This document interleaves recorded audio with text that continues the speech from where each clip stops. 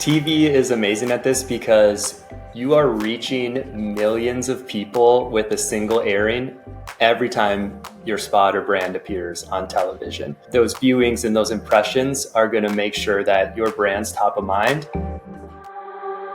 Hello, and welcome to The Marketing Architects, a research-first podcast dedicated to answering your toughest marketing questions. I'm Elena and Angela. I run the marketing team here at Marketing Architects, and I'm joined by my co-host, Angela Voss, our CEO. Hello. And we're joined by Devan Futterer, VP of Client Growth at Marketing Architects. Howdy. Thanks for joining the pod, Devan. I'm excited to be here. Long-time listener, first-time guest. Yes, first of many. Yeah. We are back today with our final episode around our report called Reach, Revenue, and ROI, 3 Principles for Success with TV Advertising. You can download the report at marketingarchitects.com/report. And if you haven't tuned into the first 2 episodes, we'd recommend pausing this one and listening to those 2 first. But again, this report is about how to succeed with TV advertising, but the findings translate to mass reach, brand building marketing channels in general. And today's topic is particularly relevant to all marketers, regardless of your experience or interest in TV, because this week we're talking about finding number 3. Sales and brand can drive revenue growth together. Peanut butter and jelly. That's what Rob would say. It's like peanut butter and jelly. That it is, like peanut butter and jelly. So why is this relevant to every marketer? Well, sales activation versus brand building, or brand versus performance, might just be the biggest debate in modern marketing. It's essentially Apple versus Android for marketers. And Mark Ritson has some of our favorite commentary on this topic. Back in 2021, he wrote an article for Marketing Week titled, "Bothism is the Cure for Marketers' Fascination with Pointless Conflict." In the article, he points out that marketers seem to spend less time actually marketing than they do bashing opposing professional perspectives, especially when it comes to the brand versus performance debate. And then he introduces bothism. We've talked about bothism on the show before, but to summarize, it's a simple but disruptive idea. Both sales and brand are important for growth, and great marketing must do both. Marketing must both create and capture demand. And mass marketing channels like TV are no exception, but marketers are especially tempted to bucket them in the brand camp. They end up either not holding them accountable for driving immediate revenue, or they decide not to invest in channels like TV altogether because marketers believe they won't drive that immediate sales impact they're increasingly held responsible for. So, and belief systems like bothism, they're rising in popularity, but have you seen this reflected in the TV industry in particular? Yeah, I think it's a growing thought, right? That we need to be less segmented in our strategies, and there's good evidence to support that. You know, in recent years, we've observed an increasing number of companies recognizing the benefits of a balanced approach in advertising that combines brand building and performance marketing. And I think this is reflected not only in strategic shifts, but also in the way companies even allocate their budgets across channels. They're recognizing that brand building and performance marketing aren't mutually exclusive, but rather they're complementary to one another. And so the rise of bothism, as Mark puts it, reflects that broader understanding. Right. And we've definitely seen bothism work for our TV campaigns, right? We have. Yeah. In our experience, we found that the most effective campaigns seamlessly blend those elements, both brand building and performance marketing. They tell a compelling brand story, but they also drive immediate action from audiences that are in-market shoppers. And when you think about consumer behavior and you think about it in the realm of are we in market or out of market, it starts to make sense, especially for top of funnel channels where we're speaking to mass audiences. And so this integrated approach tends to generate better results overall,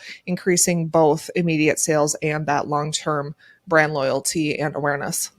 Right. And we think doing both is so important that this became the third finding of 3 of our report of, how to succeed on a mass channel like TV. And Devan, you were a part of the team that conducted this deep dive for the report. So we wanted to talk to you a little bit about bothism in television. So what do you think marketers should keep in mind if they want to use TV as both a brand and a performance channel? Just keep in mind your media strategy, creative, and how you measure it. Is that simple enough? I like breaking those down a little bit more. I think ask yourself about kind of your media approach. Are you looking to have this like high frequency against a tight audience, or a high reach campaign versus a wider audience? I think both of those strategies play a role. But what we found is typically the more people you can reach, the better. You're kind of, by maximizing reach, you're able to find those customers who are going to need your product today, but you're also going to be hitting those customers who might need your product in the future. Again, kind of doing both. And if you can do it in a cost-effective way, all the better. When it comes to creative, we really push our clients to have memorable and attention-grabbing creative. There's countless ads for countless brands, and we kind of always ask ourselves, how do we stand out? How do you as a brand stand out? And with creative, that's cutting through the clutter. You want to stick in viewers' brains and really, again, help ensure that your brand's coming to mind first, either if they have that need, maybe immediately after the spot airs, or you're building that memorability for some time in the future when they're going to need your product or service. And then last one, measurement. This is a big one. Right. Yeah, Deb, measurement is such a huge topic for marketers, and especially for a marketer that's going to invest in more of a brand building channel. That has to be essential, right? How could a marketer prove that TV is doing both? It's driving sales and building brand at the same time. This is a question I think we on our client growth team are faced with like every day, constantly. I think we're always trying to prove how TV is doing both. There's a lot of different quotes about how data or statistics can be used to tell all different stories, but I'm not sure if this is a quote or if it's made up, but I think I like to tell people to be careful because you'll get exactly what you measure, which probably sounds good upon hearing that at the first time, but really it's kind of a cautionary tale. If you're only looking for sales effects or like short-term immediate impacts, that's where you're going to start to overvalue those channels that really are strong in driving like those immediate sales. If you are only concerned about brand awareness and tracking that over long periods of time, you're probably going to miss a lot of the revenue stories, and maybe you won't have the data or the story that you're going to need to tell your CFO to try to maintain and sustain some of those marketing efforts. So we always try to look at different time horizons. Like we're looking at immediate impacts that happen right after a spot airs, whether that's phone calls or web response or immediate sales that can be tied to those types of things. We're looking at the macro effects of things that may be happening days and weeks after an airing. So those are maybe the people who don't turn into a sale or respond right after they see your spot because, they're on TikTok or something while they're watching TV, but maybe they, after a couple of viewings, come back, or when they need you, they come back to your website. And then also we're looking over longer time periods too, like months, years, to look at some of these business impacts that might be long-term revenue growth, new customer acquisition, obviously brand awareness, preference, those types of things that take much, much longer than 1-2 airings to build over time. If you're a marketer, you already know TV advertising is powerful, but launching TV is not exactly easy. That's why marketing architects rebuilt TV advertising to help brands drive profitable growth. Introducing All-Inclusive TV, a revolutionary approach to TV advertising where all you pay for is media. Marketing Architects provides everything else needed for success, from stunning creative to results you can trust. Visit marketingarchitects.com to learn more. I think that micro attribution side of TV is interesting. It sounds normal to us, but people might be surprised to know that a channel like TV can be very good at capturing that immediate demand. I wouldn't expect that when I first started working here, that someone could see a commercial and respond right away, but that micro measurement actually ends up being really important. But speaking of macro, one thing that I think is super interesting is how much TV impacts other marketing channels. It's unique in that way, but that also can make it difficult to measure. But why is TV so good at impacting other marketing channels? TV is amazing at this because you are reaching millions of people with a single airing every time your spot or brand appears on television. And why that works is because maybe some people are interested in your product or are searching for, they're in market for your product and they'll respond to you right away. But the vast majority of people are going to take a while to respond to you. Like I said, maybe they're watching TikTok, maybe they're scrolling on Instagram, or they're just not in market. But those viewings and those impressions are going to make sure that your brand's top of mind. And if they're not responding immediately after an airing, maybe they get a piece of direct mail that they now recognize a brand and want to respond to. Maybe they go and search for your brand specifically using your brand terms. So you're driving traffic, you're driving customers to your site through channels that maybe they're not influenced immediately, but they're things that you can capture in a longer time frame. Right. So Dev, you mentioned it. That's called we call it the halo effect, or not us. Everybody calls it the halo effect. But could you share some examples for the audience of what, TV's halo effect might be? Yeah, definitely. They are wide ranging. We've seen a lot of different effects based on different company types, the different size of companies, different place in their life cycle. But it can be anything from, some of those web visits, phone calls. We see direct mail really strongly influenced by TV. You can see those effects in branded, organic search, affiliate marketing. You can see it as people start to hear about your brand. I think some of my favorite stories from my clients or my colleagues are when they have people that are maybe on a plane or at a bar watching football, and all of a sudden their TV ad comes on and they start to see people notice it, or they take a picture and send to their teams. So it's really kind of that effect of things you can measure and have maybe an ROI attached to them, but it's also those things that, make people feel emotionally really good about being on TV. And again, a lot of people want to be famous. Fame is fun, and it's cool to see your brand on TV. Right. And that makes sense that, other mass reach traditional channels, I'm sure they also have a halo effect, but TV is really unique too, just in the way that it's viewed and just the video and the storytelling. It seems like, of course, we think it's a pretty special channel. But Dev, the report, it also includes one of my personal favorite case studies. And I'd love to just hear a little bit more about nuts.com, their brand we talked about in the report, and specifically how TV has driven, both that brand and a sales impact for them. Yeah, they're definitely a fun brand. Who doesn't want to talk about nuts.com? And they've been around for over 100 years.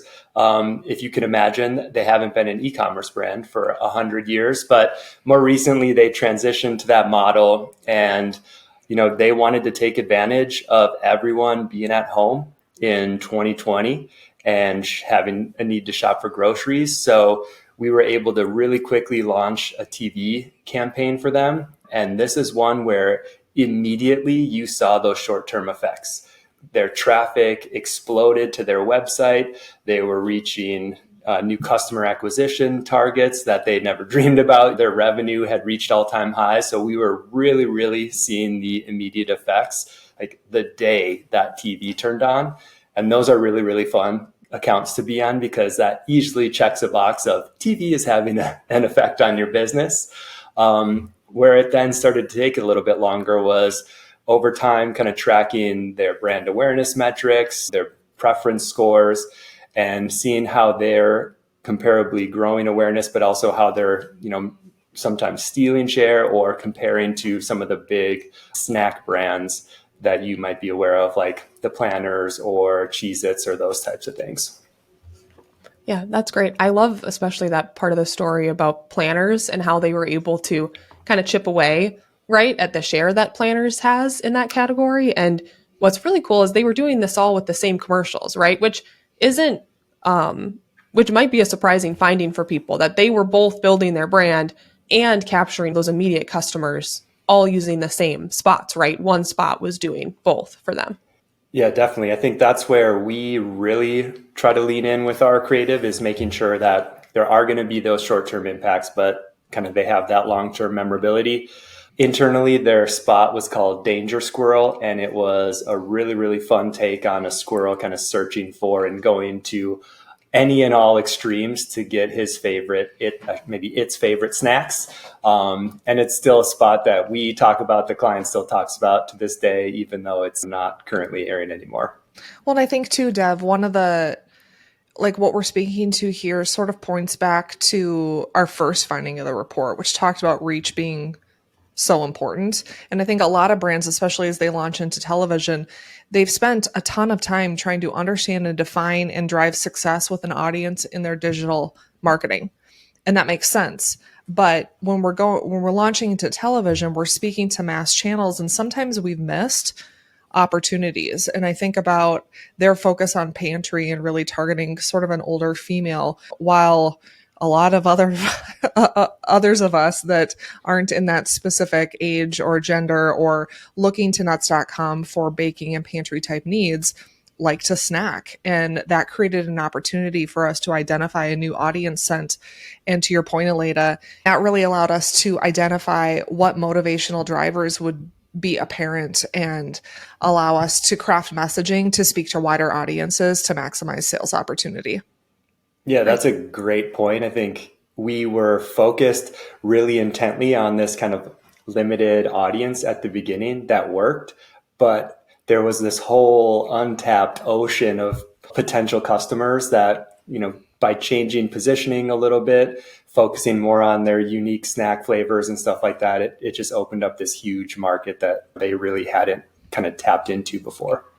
And that story does a good job of touching on those three pieces, Dev. When you were talking about the balance of sales and brand, you mentioned that it's important to have your media in line, your creative, and your measurement. So how do you make sure you're targeting the right customers, both, current opportunities and future opportunities? How do you make sure that your creative is optimized to both driving sales and building brand? Which should be good news for marketers that you can do the same with the same commercial or same piece of creative. Whenever we can simplify things, that's not a bad thing. And then finally, measurement. How are you measuring both the immediate sales impact of your commercial and the long-term brand impact with any marketing channel? If you're only focused on one side of the equation, it's going to be off. So how do you make sure that you're capturing the full impact of a channel like television? And I think that sort of brings us to the end of the series. That was our final finding. And if you listened to the first episode, you know that Ange helped tee up the series by telling the story of Airbnb and how, after scaling as much as they could through targeted digital marketing, they leaned into more traditional brand building channels and drove their most profitable quarter to date. But this story isn't unique to Airbnb. There's more and more examples of brands, both big and small, rebalancing their marketing mix by investing in both short-term digital channels as well as more long-term traditional channels like television. And while there are more and more examples of success, we've covered how it's not enough to just decide to invest in long-term marketing channels. There are secrets to success. We group them by these three findings. First, reach is essential for building mental availability. Second, the return a brand gains on its mass marketing investment is directly correlated to cost per impression. And third, brand and performance need to come together to drive success. So, Ange, do you have any final words of wisdom for marketers who are ready to take the leap and invest in a mass marketing channel like television? Yeah, I think, of course, make sure that you're starting with a clear understanding of your goals, right? And how this channel fits in with your broader marketing strategy. It's not just about investing in TV, but investing wisely. And so this means deeply understanding that audience and thinking beyond maybe some bias that you have based on your digital marketing experience, creating compelling content that will drive that response, and then optimizing for both reach and cost effectiveness. And then I would say, lastly, don't forget to measure, analyze, and adjust your strategy based on the results. That's really how you maximize return on investment and drive that sustainable growth that we're all after. Love it, Ange. Thank you. That's it for this episode of The Marketing Architects. You can connect with us on LinkedIn, and if you find our show valuable, please leave us a rating and review. And if you want to know what the research says about some recent news, you can contact us at marketingarchitects.com/podcast. Now go forth and build great marketing.